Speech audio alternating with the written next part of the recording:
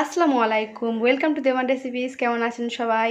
So আজকে আমি আপনাদের সাথে চাটনির একটা রেসিপি শেয়ার করব, যেটা হলো আম দিয়ে পেঁপের টক মিষ্টি চাটনি, যেটা বানানো খুবই ইজি আর খেতেও কিন্তু খুবই টেস্টি। সো আর দেরি না করে চলুন রেসিপি স্টার্ট করি। সো ফার্স্ট আমরা আম গ্রেট করে নিয়েছি, এই যে এখানে খোসা ছাড়িয়ে গ্রেট করে নিয়েছি, আর এখানে পেঁপেটাকেও গ্রেট করে নিয়েছি একটু মোটা করে, গ্রেটার দিয়ে গ্রেট করেছি। এটা মিহি হয়েছে, এটা একটু মোটা থাকলে ভালো লাগবে। তো চলুন এবার নেক্সট প্রসেস। তো এবার চলুন চাটনিটা বানিয়ে নিই। কড়াই বসিয়ে দিয়েছি, দিয়ে দেব সর্ষের তেল অল্প করে। তেল একটু গরম হোক। সো তেল গরম হয়ে গেছে, দিয়ে দেব 5 ফোড়ন। অল্প করে দেব, চাটনিতে বেশি লাগে না, ফ্লেভারটা সুন্দর হবে সেই জন্য।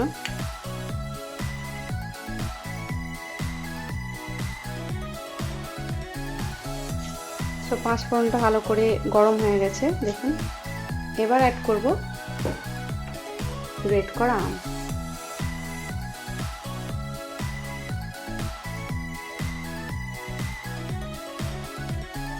ফ্লেমটাকে লো রাখবেন, নাহলে পুড়ে যাবে। এবার সাথে অ্যাড করব একটু হলুদ গুঁড়ো, কালারটা সুন্দর হবে সেই জন্য, জাস্ট অল্প করে। সাথেই দিয়ে দেব নুন, টেস্ট অনুযায়ী দেবেন, যেহেতু আমটা প্রচণ্ড টক, সেটাকে ব্যালেন্স করে দেবেন। এবার ভালো করে একটু মিক্স করব। এই চাটনি কিন্তু বানানো ভীষণ ইজি, খেতে কিন্তু খুবই ভালো লাগে।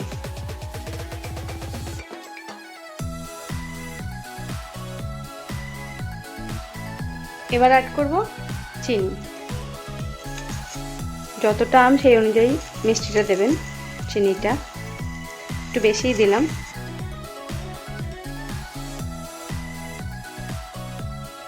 ফ্লেমটা আমি লো রেখেছি। এই চাটনি কিন্তু আপনারা লাঞ্চে রাখতে পারেন, খুবই ভালো লাগে। সাথে যদি পাঁপড় হয় তো তাহলে কোনো কথাই হবে না। এবার অ্যাড করব গ্রেট করা পেঁপে। ফ্লেমটাকে একটু হাই করে দেব। খুব চটজলদি হয়ে যায় এই চাটনি, খেতে কিন্তু খুবই ভালো লাগে। আমি বারবার বলছি, আপনারা অবশ্যই একবার ট্রাই করবেন, আর ফিডব্যাক তো আমাকে অবশ্যই জানাবেন।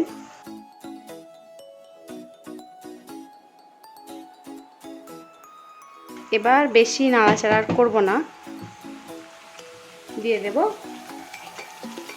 জল, দিয়ে দেব পরিমাণ অনুযায়ী দেবেন, খুব বেশি দেওয়ার দরকার নেই, জাস্ট পেঁপেটা একটু সিদ্ধ হবে।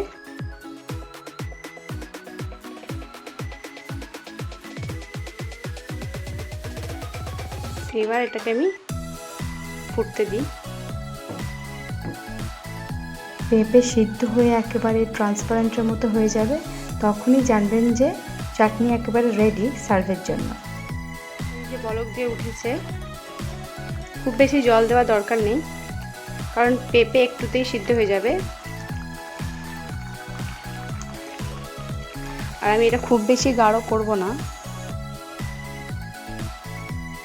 আর একটু জলটা একটু কমিয়ে নেব।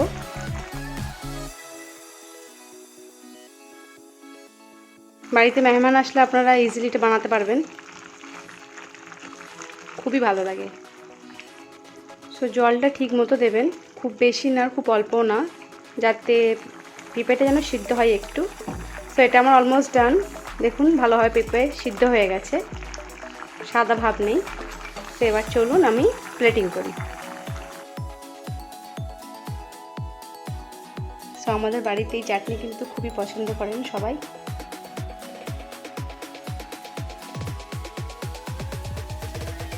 দেখতে কত সুন্দর হয়েছে, মাশাআল্লাহ মাশাআল্লাহ।